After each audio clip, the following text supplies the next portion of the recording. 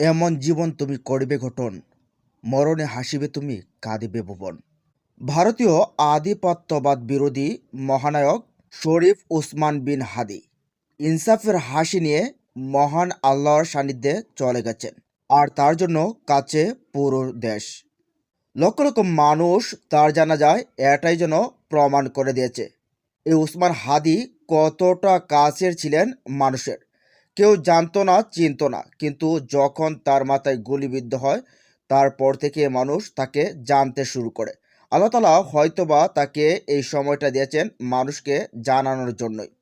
উসমান হাদি 12 ফেব্রুয়ারি শুক্রবার জুমার নামাজের পর গুলিবিদ্ধ হন।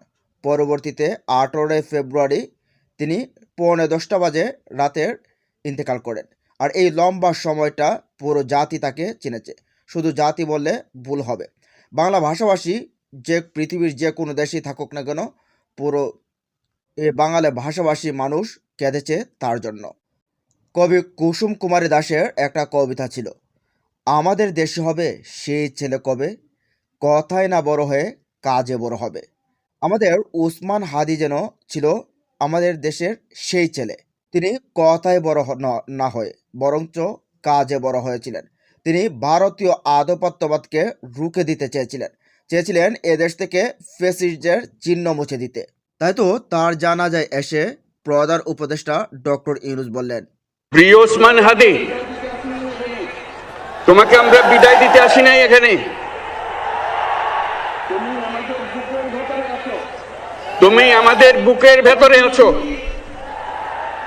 এবং চিরদিন বাংলাদেশ যতদিন আছে তুমি সকল বাংলাদেশির বুকের মধ্যে থাকবে।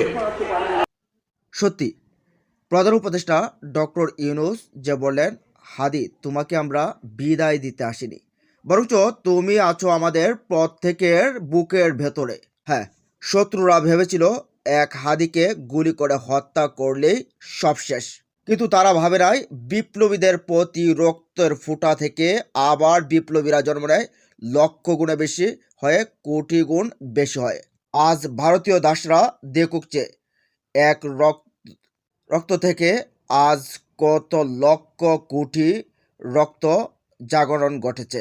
বাংলাদেশের ইতিহাসে সবচেয়ে বড় জানাজা ছিল বাংলাদেশের শহীদ প্রেসিডেন্ট জিয়াউর রহমানের, যিনি কিনা ভারত বিরোধিতার কারণে শহীদ হতে হয়েছিল নিজ দেশের মানুষদের কাছে। তখনকার সময়ে কারফিউ জারি ছিল, তারপরও লক্ষ লক্ষ মানুষ পায়ে হেঁটে এসেছিল তার জানাজায়। কারণ তিনি দেশপ্রেমিক ছিলেন, দেশকে ভালোবাসতেন, ভারতের বিরুদ্ধে ছিলেন, ভারতের আগ্রাসনের বিরুদ্ধে ছিলেন। ঠিক আমাদের উসমান হাদি এরকমই একজন মানুষ, যিনি ভারতের বিরুদ্ধে কঠোর নায়কের ভূমিকায় ছিলেন। আজকে হাদির এই জানাজা প্রমাণ করে যে তিনি মানুষের কাছে কতটা জনপ্রিয় ছিলেন।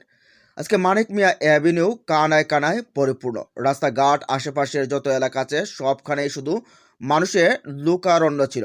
প্রত্যেকের চাওয়া একটা ছিল, আল্লাহ তাআলা যেন এই হাদিকে বেহেশতের সর্বোচ্চ সম্মানে পৌঁছে দেন, তাকে যেন আল্লাহ তাআলা শহীদ হিসেবে কবুল করে নেন। এই লক্ষ লক্ষ লোকের উপস্থিতি এমনটাই জানা দিয়েছে যে বাংলাদেশের ইতিহাসের সমস্ত জানাজাকে ইতিহাসে ব্রেক করে দিয়েছে এই মানুষের ঢল।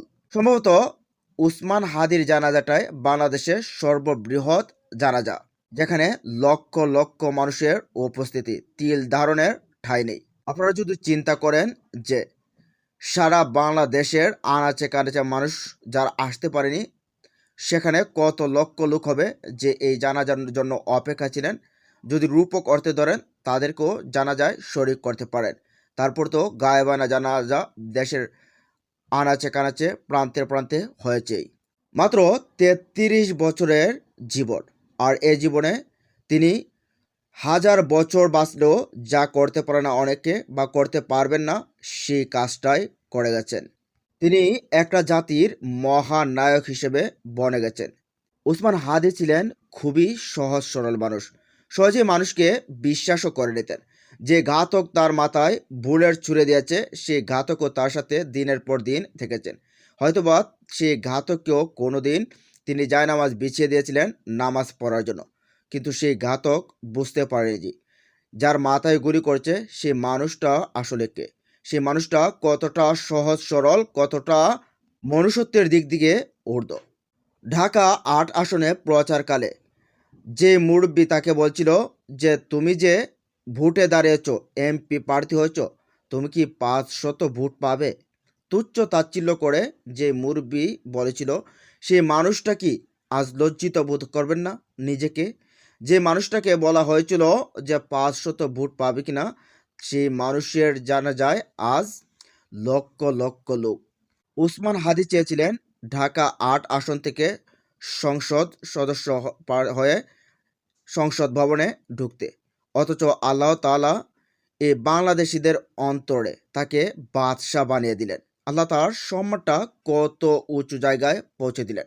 একবার চিন্তা করে দেখুন তো, তিনি যখন প্রচারকালে ঢাকা ৮ আসনের গেলেন প্রচার করতে, যেই বোনটি বিল্ডিং থেকে তার উপর ময়লা পানি ফেলে দিয়েছিল, সে কি আজ নিজেকে ক্ষমা করতে পারবেন যে আমি এমন একটা মানুষের গায়ে ময়লা পানি ফেলছিলাম?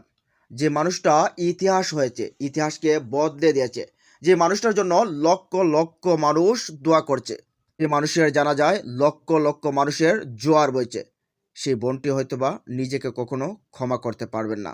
আজকে উসমান হাদির রাজকীয় বিদায় হয়েছে। এই পৃথিবীতে এরকম হয়তোবা নজির খুব কম পাওয়া যায়।